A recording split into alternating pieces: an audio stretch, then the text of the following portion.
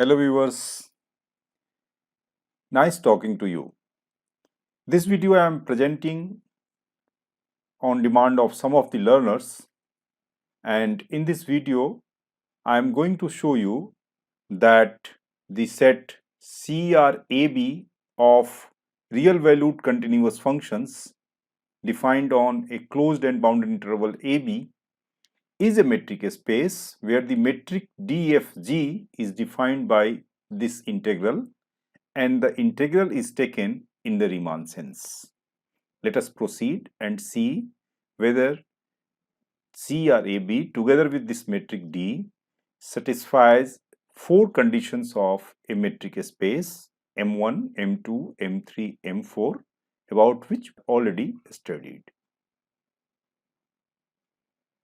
So here we are considering the first property, which is M1, and in this M1 we have to prove that DFG is greater than or equal to 0.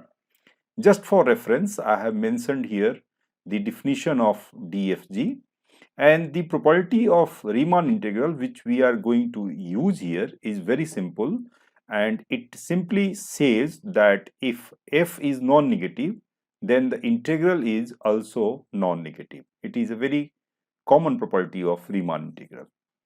Now here, when we want to verify M1 for all x in AB, we note that this modulus is always greater than or equal to 0. And since the modulus is greater than or equal to 0, using this property, we find that the integral of this modulus is also greater than or equal to 0. But the integral of this modulus is nothing but DFG as per the definition, and therefore we get that DFG is greater than or equal to 0. So M1 is easily satisfied. Let us proceed for M2. Now M2 is a bit tricky. Here we are considering this property of Riemann integral, and it is going to be used in verifying the property M2. The property of Riemann integral is very simple. That is, if f is continuous and non-negative on the closed and bounded interval AB, and if the integral of f dx over AB is equal to 0, then the function f identically vanishes.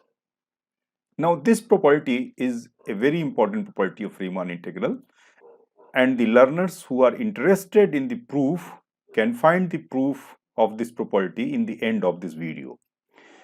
Now, in M2, we have to prove that if two functions f and g are equal, then it implies and implied by that the metric function dfg is also equal to 0.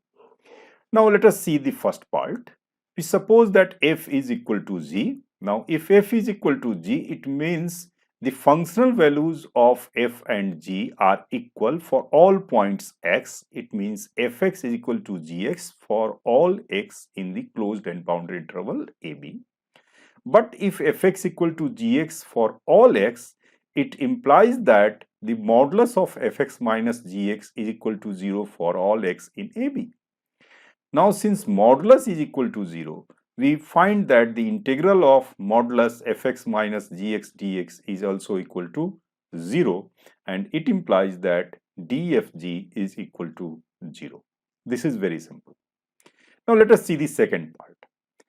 In the second part, we see that f and g are continuous. It is given, and since f and g are continuous, the modulus of f minus g is also continuous on AB. This is very simple.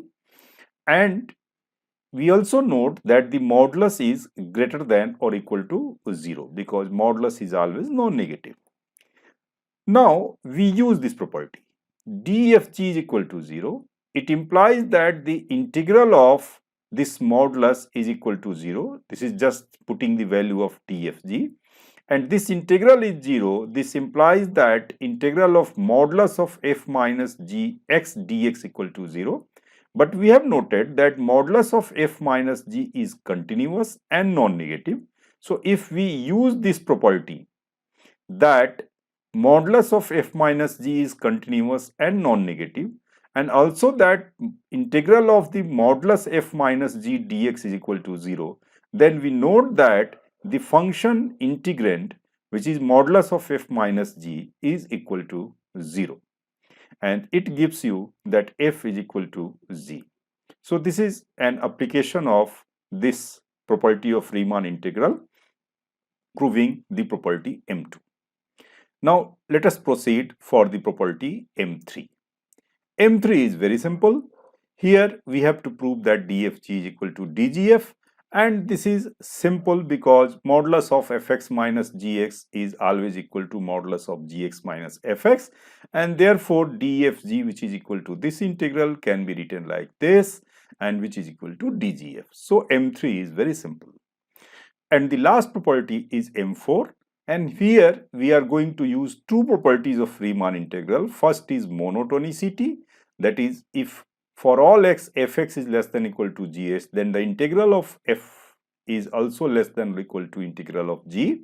And second is called linearity, where integral of f plus g is equal to integral of f plus integral of g. Now we have to prove M4, and M4 means dfh is less than equal to dfg plus dgh, where of course f, g and h are all members of CRAB, the set of all continuous real valued functions defined on the closed interval AB. Now we note that modulus of fx minus hx can be written as modulus of fx minus gx plus gx minus hx, and this can be put as less than equal to modulus of fx minus gx plus modulus of gx minus hx. Now keep an eye on the left side, on the right side, and apply the integral sign. So due to monotonicity, you get that integral of fx minus hx becomes less than equal to integral of bracketed modulus of fx minus gx plus modulus of gx minus hx, and again if you apply linearity on the right part, then you get this one, that modulus of fx minus hx dx is less than equal to integral of modulus of fx minus gx plus integral of modulus of gx minus hx dx, which simply gives that dfh is less than equal to dfg plus dgh. So this proves the property M4, and therefore CRAB becomes a metric space with respect to the metric D. Now for learners who are interested, we are going to prove the property of Riemann integral, which we have used in M2. This is the property. Suppose f is greater than or equal to 0, f is continuous on AB, and integral of fx dx equal to 0, then we prove that f is identically equal to 0. In the proof, we are going to use fundamental theorem of calculus. We take fx equal to integral of ft dt from a to x. Then fx is continuous since f is bounded, and the continuity of small f implies that the capital F function is differentiable. And also by the fundamental theorem of calculus, we have that f dash x is equal to fx. Now by assumption, we have 0 is equal to integral of ft dt over a to b. This is our assumption, and this integral can be broken as a to x ft dt plus x to b ft dt for all x in b. But both terms on right hand side are non-negative, and therefore we have that integral of ft dt from a to x, which is equal to the fx, is equal to 0, because left hand side is 0 and these terms are non-negative, so it means that both terms are equal to 0. We are taking into consideration just this term. So a to x ft dt is equal to fx, which is equal to 0 for all x in AB, and hence the small fx, which is equal to the derivative of big fx, is equal to 0 for all x in AB, proving that the function f small f is vanishing identically.